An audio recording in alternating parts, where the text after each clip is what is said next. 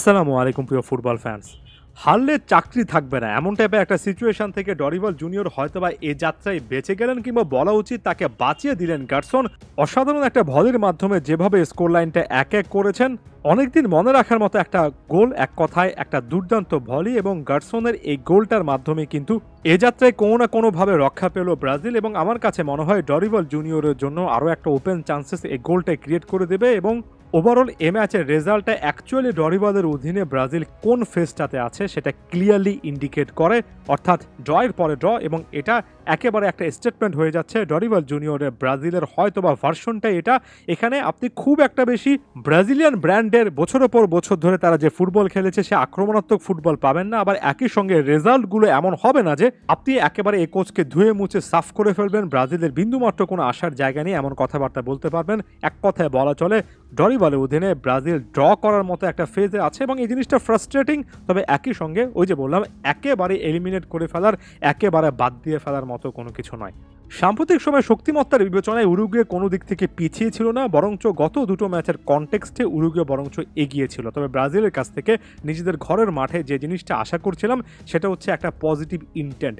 কিছু কিছু প্লেয়ারের জায়গা থেকে পজিটিভ সেই ইন্টেনশনটা অবশ্যই খুঁজে পাওয়া গিয়েছে, যেমন এবারই ইন্টারন্যাশনাল ব্রেকে অথবা সাম্প্রতিক সময় গার্সন যেভাবে ব্রাজিল মিডফিল্ডে একটা জায়গা করে নিয়েছেন, ফ্ল্যামেঙ্গোতে খেলা এই মিডফিল্ডার লং টার্ম ধরে ব্রাজিলকে সার্ভিস দিতে পারেন, সেটা ক্লিয়ারলি এবারের ইন্টারন্যাশনাল ব্রেকে দেখা যাচ্ছে। প্রত্যেকটা ইন্টারন্যাশনাল ব্রেকে একজন দুজন করে উঠে আসছেন যাদেরকে কেন্দ্র করে লং টার্ম প্ল্যান করা যায়। ওই যে বললাম, এত এত নেগেটিভিটির মধ্যে গার্সনের মতো প্লেয়ারের এমন টাইপের পারফরমেন্সের পজিটিভিটি হয়তোবা আগের ম্যাচের মতো ইকুয়ালি এফেক্টিভ নয়, তবে রাফিনা আরও একটা এনার্জেটিক পারফরমেন্স দিয়েছেন, এটাকেও আপনি পজিটিভ বলতে পারেন। ডিফেন্সে গ্যাব্রিয়েলের পারফরমেন্সটা, ডিফেন্সে রীতিমতো মার্কিনোসকে সরিয়ে নেতৃত্বের একটা জায়গায় গ্যাব্রিয়েল চলে যাচ্ছেন, এটাকেও ভালো বলা যায়। স্যাভিনোর বেশ কয়েকটা মুভমেন্ট, পরবর্তীতে গ্যাব্রিয়েল মার্টিনেলির চেষ্টাটা, এগুলোকে পজিটিভ বলতে হবে। তবে একই সঙ্গে এই জিনিসটাও বলে রাখা উচিত যে এটার সঙ্গে ম্যাচ করে বাকি প্লেয়াররা কিন্তু ঠিক একই রকমের তালে খেলতে পারছেন না। যেমন ভিনিসিয়াস জুনিয়রকে কিছু কিছু জায়গা থেকে অতিরিক্ত টেনশনে আছেন কিংবা অতিরিক্ত চেষ্টা করছেন এমন জিনিস মনে হলো। রাফিনে একাধিকবার একেবারে থ্রু বলের মতো বাড়িয়েছেন, সেখানে ভিনির মতো একজন প্লেয়ারের অ্যাক্রোবেটিক না হোক, স্টাইলিশ না হোক, অন্তত ফিনিশ করে আসা উচিত। ফিনি জুনিয়র যে জায়গাটাতে আছেন সেখানে ব্রাজিল তার কাছ থেকে আরও অনেক কিছু আশা করে। এবারের ইন্টারন্যাশনাল ব্রেকটা তো সেই জিনিসটা দেখতে পারলাম না, যদিও গত ম্যাচের মতো এ ম্যাচও ভিনিসিয়াস জুনিয়রের মুভমেন্ট, বিশেষ করে মাঝে মধ্যে সেন্ট্রাল জায়গায় চলে এসে সেখানে মুভমেন্ট, এই জিনিসটা বুঝতে পারা যে উইংয়ে খুব বেশি স্পেস খুঁজে পাওয়া যাবে না, সেই জিনিসটা আমার কাছে ভালো লেগেছে। বাট ওয়ান্স অ্যাগেন ভিনির কাছ থেকে ব্রাজিল আরও বেশি করে আশা করবে। ভিনির কাছ থেকে রিয়াল মাদ্রিদ লেভেলের সেই সার্ভিসটা ব্রাজিল এখন পর্যন্ত কিন্তু সেভাবে পাচ্ছে না, এবং সেটা কিভাবে বের করে আনতে হয় সম্ভবত ডরিভাল সেই জিনিসটা জানেন না।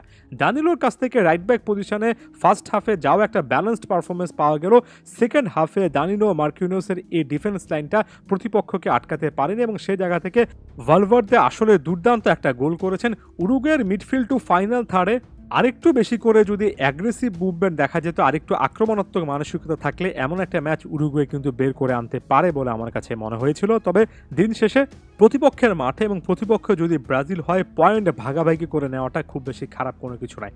আমি আরও একবার ডরিভাল প্রসঙ্গে চলে আসছি।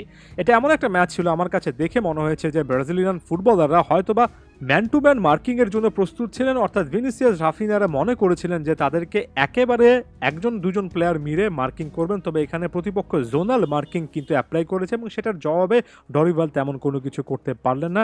এমন সিচুয়েশনে ডরিভালের মতো একজন কোচকে সরিয়ে ফেলা উচিত, এটাই সবচেয়ে একেবারে সহজ কিংবা পপুলার ওপিনিয়ন। কিন্তু কথা হচ্ছে সরিয়ে ফেলে আপনি কাকে আনবেন? পেপ গার্দিওলা এখন পর্যন্ত আপনাকে হ্যাঁ করেছেন, এখন পর্যন্ত তেমন সিচুয়েশন তৈরি হয়নি।